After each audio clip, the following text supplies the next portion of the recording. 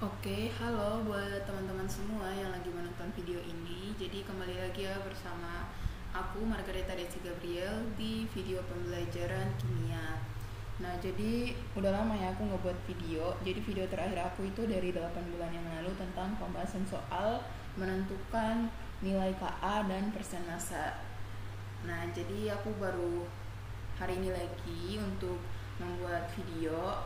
Nah, jadi materi yang akan aku bahas hari ini yaitu tentang sifat koligatif larutan.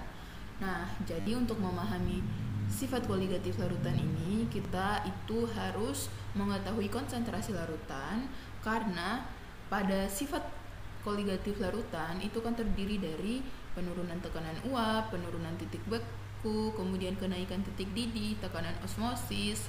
Nah, dari keempat sifat koligatif larutan ini semuanya itu berkaitan sama konsentrasi larutan. Jadi materi yang harus pertama kita pelajari yaitu konsentrasi larutan gitu.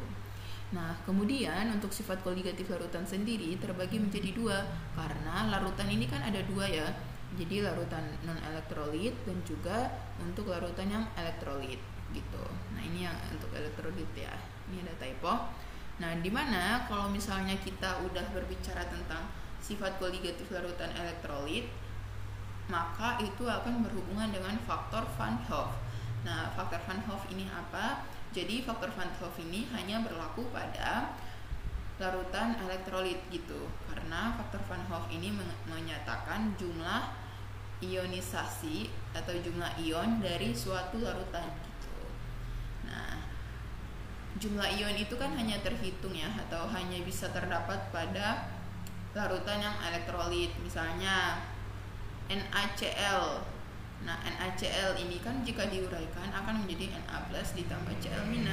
Nah, maka faktor Van Hoff dari jumlah ion dari NaCl itu ialah sama dengan 2. Nah, faktor Van Hoff ini biasanya dilambangkan dengan I.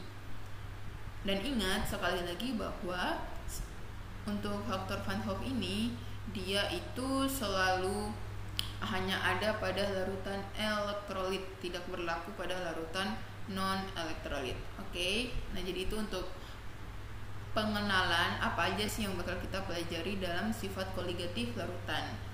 Nah, materi yang akan aku ajarkan ini yaitu pada aku pakai sumber dari buku I-Modul 2019 dari Direktorat Pembinaan SMA Kemendikbud ya, ini. Oke. Jadi yang akan kita bahas pertama kali yaitu konsentrasi larutan. Nah, yaitu ada di video selanjutnya ya teman-teman, di part selanjutnya.